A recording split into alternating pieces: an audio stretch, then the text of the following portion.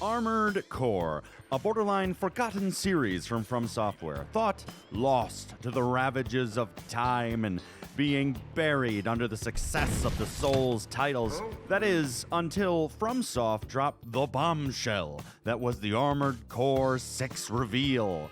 Like many moons ago. I'm very sorry. I'm very slow, forgive me. I wish I had been wearing a helmet, though, when I did see it, so I didn't make a mess when they blew my mind. This did awake a hunger in me, though, for cores of armor. To relive the history of the series from start to finish before the latest entry comes out in August. But where doth we begin? Well, we must travel back to the fabled long ago past of 1997. Back to the era of spiky hair with frosted tips, yo-yos, and all of those horrible things that only 90s kids remember, that we swore an undying oath to never speak of. And Pogs! Anybody remember Pogs? Anyway.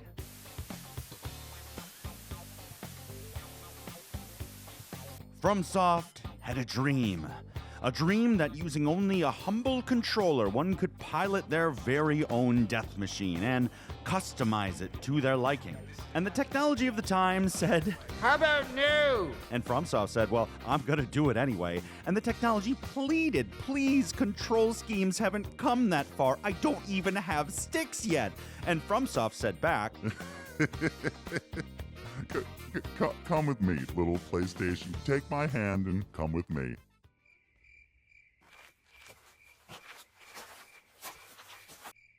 Do you see this empty, dry shithole? Yes?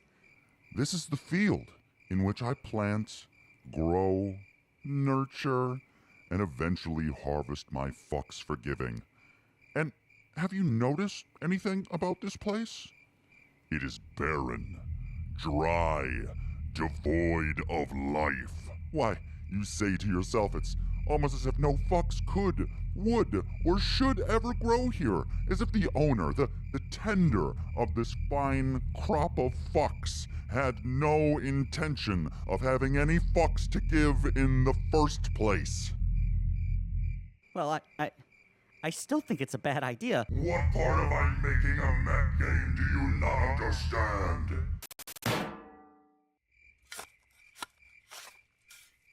And thus, Armored Core was born for the original PlayStation. What have I done?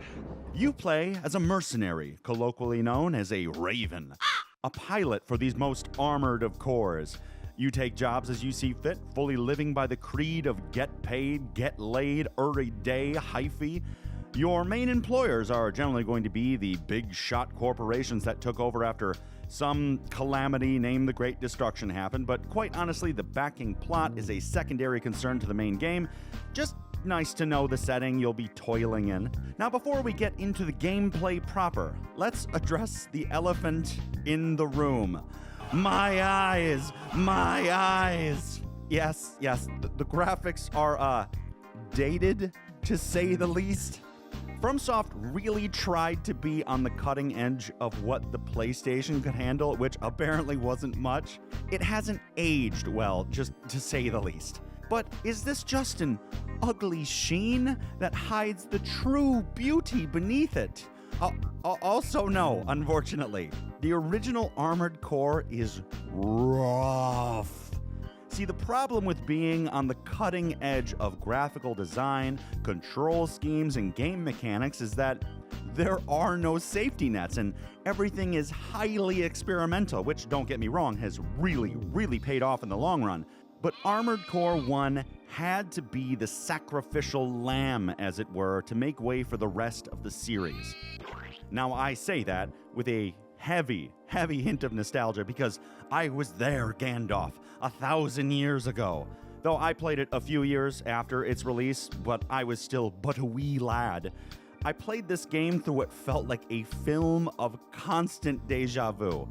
I had been here before, over 20 years ago, but seeing and judging it now, this series had a long way to go on pretty much all fronts. As for sound design, the sound effects are okay. A lot of pew-pew, decent mech noises, a few standout tracks, but overall nothing too exceptional nor anything too jarringly bad.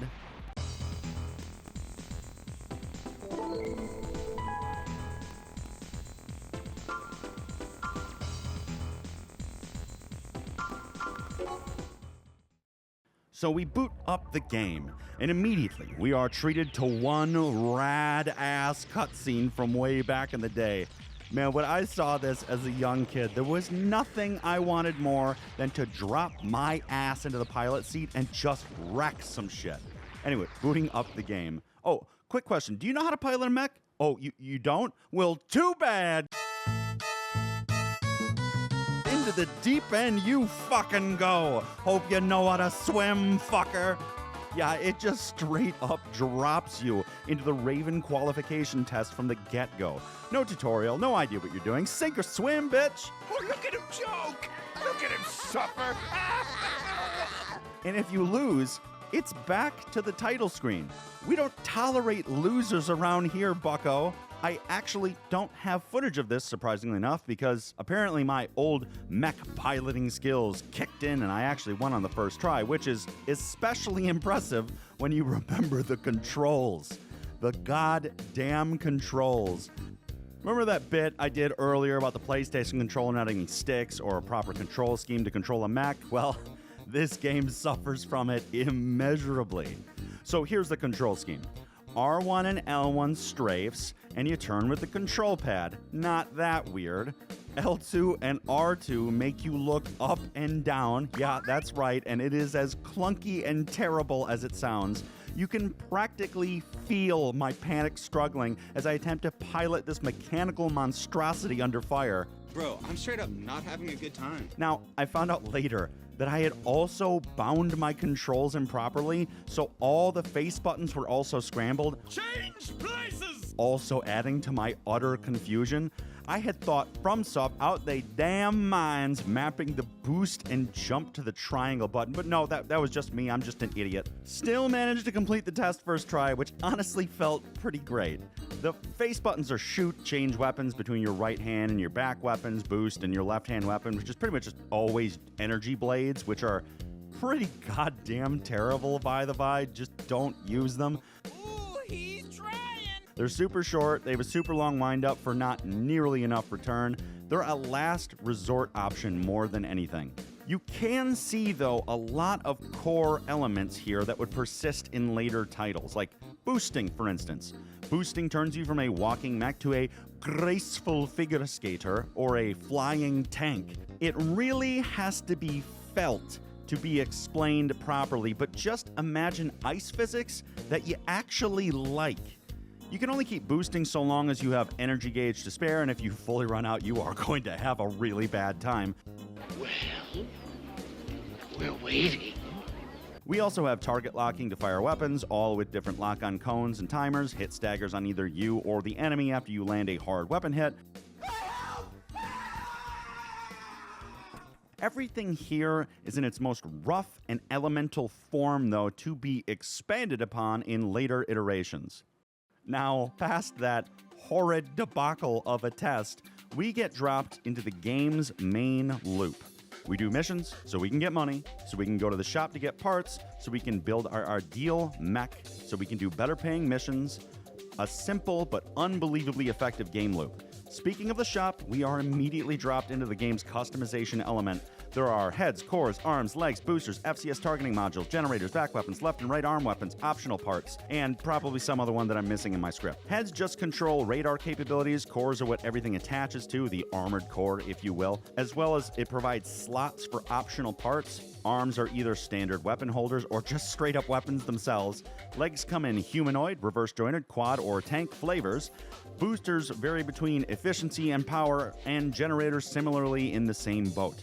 Back weapons are too numerous to talk about, mostly being lock-on missiles with a few strange standouts or optional radar slots if your headpiece doesn't just come with it. FCS targeting modules control lock speed and amount of lock-on square on the screen. It adjusts the lock-on cones for weapons, so you don't always have the same one. It varies between. Later on, I ended up speccing into like a middleweight reverse leg energy weapon setup with what I call get good rockets.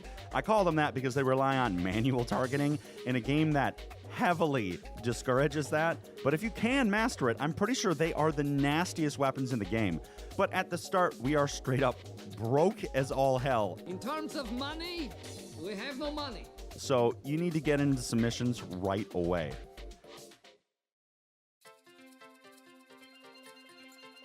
And right away, pain. System engaged.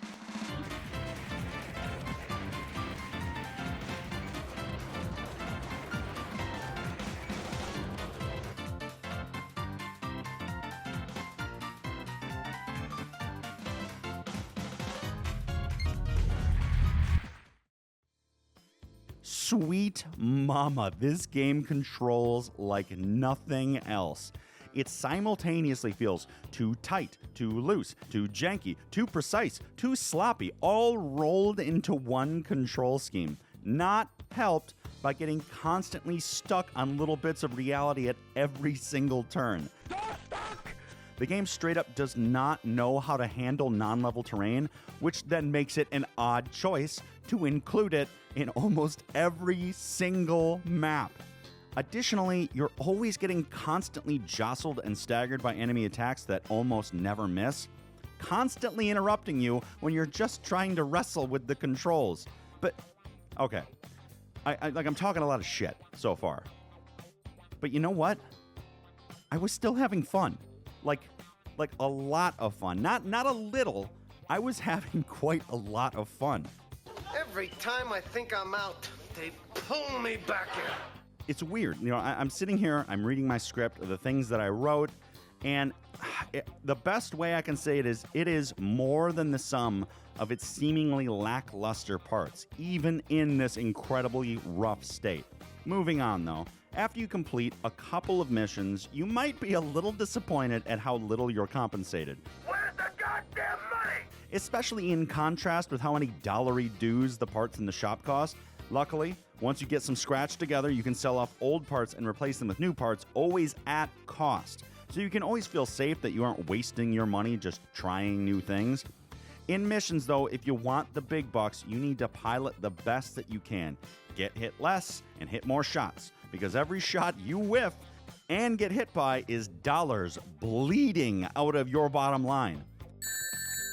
And if you do poorly enough, since failing missions you still need to pay for repairs, you can go into debt. Enough debt, and you basically get sold over to become a cybernetically enhanced slave. You restart the game, but with no debt and a few bonuses due to the Human Plus program. But I think canonically, this is actually a bad ending. This never ended up happening to me because I am just fantastic at video games, and also, more relevantly, you could just reload after you fail a mission. You're a phony! Speaking of missions, it is a mercurial experience. There's a lot of good missions and a lot of absolute shit missions. First off, the good. A running amok mission where the objective is just to cause a mass destruction within a time limit.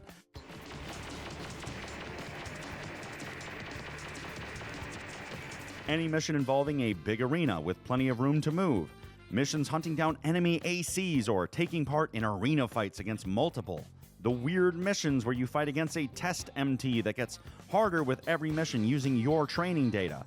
There are a lot of fun, complex missions, especially for the time, to sink your teeth into. Unfortunately, I found them pretty front-loaded, which means during the time that you're struggling hard with the controls, the most fun missions are passing you by, and by the time you master them, it's time for the suck. The bat missions are many, but they all usually have one thing in common: mazes and long-ass corridors, usually used in tandem. I won't go into all of them as there's just too goddamn many, but I'll talk about the big main offenders. Release organisms. A sprawling, interwoven, looping complex where everything looks the goddamn same with all these little buttons you have to shoot to release these stupid bug things. You need to release a ton of them, it feels like, I'm playing it hyper sped up right now so you can see the travesty that this mission is. Eventually, I just straight up say fuck it and deadass just quit the mission. It's just not worth the wasted time. Second is the generator mission. It's not a maze, but it still takes a well-deserved spot on the shit list. You need to kill all these cute, cuddly widow wobots without hitting the generators. Seems simple. Or boom. The problem?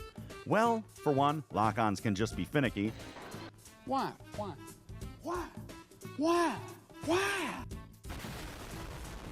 And the robots themselves explode in a radius past the graphic, also exploding the generators. Fuck this mission.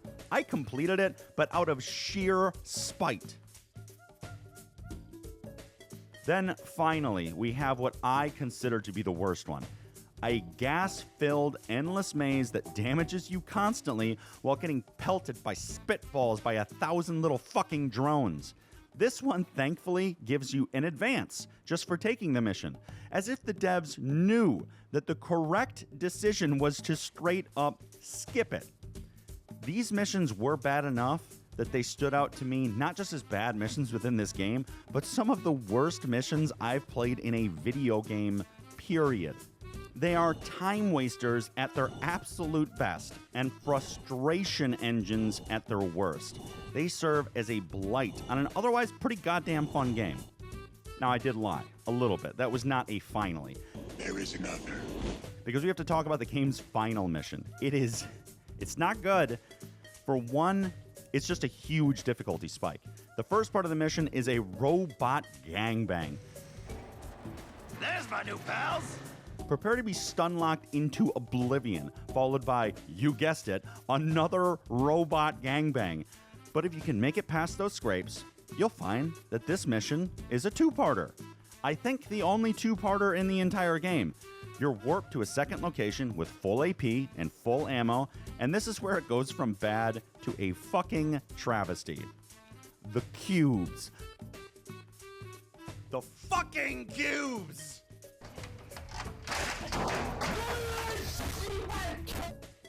He's bebopping and scatting, and I'm losing it! Now at this point, I've gotten fairly decent at controlling my AC. I can drift corners, I can bunny hop, I can do strafing runs. I'm getting pretty goddamn good. But precision is not what the ACs do.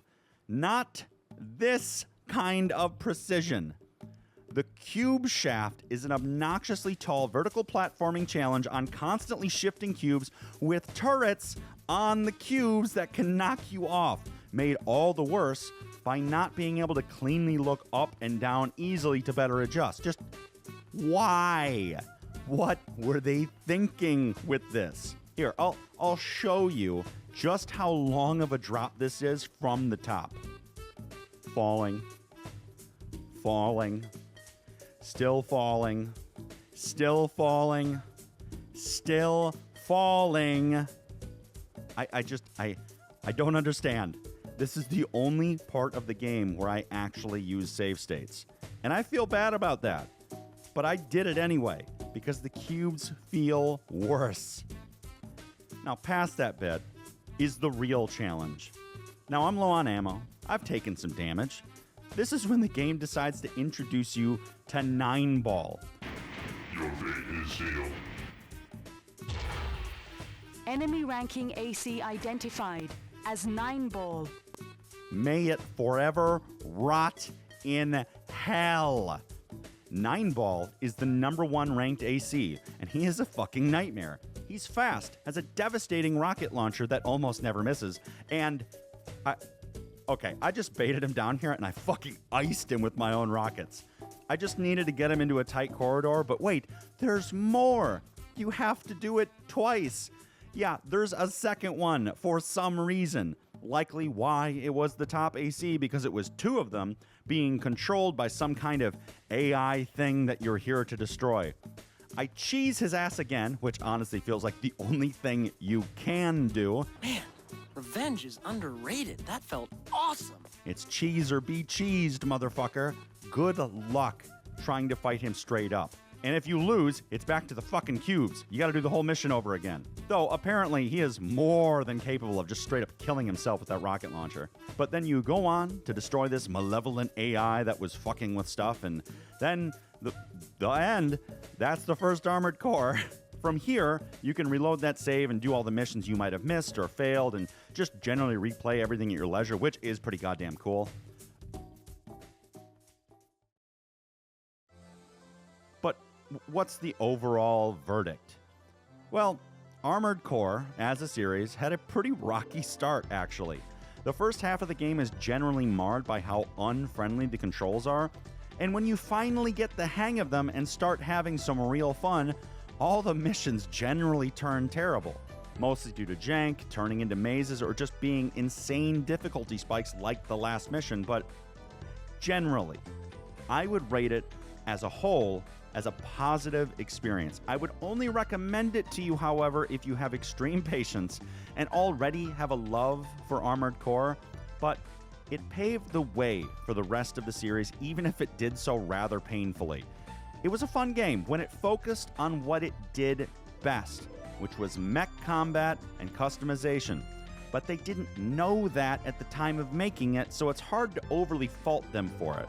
If you want to play it for educational purposes and don't mind traveling the high seas, me lads, if you catch my drift, EPSXE is the emulator that I used. As for where you can get a copy of the game, ask Uncle Google. I just used my own. Like and subscribe to support my content. This takes so much goddamn work. I just hit 2.5k subs, which is, really, really cool. So I'm looking for the next dopamine hit at 3k. Peace out, though, and stay safe out there.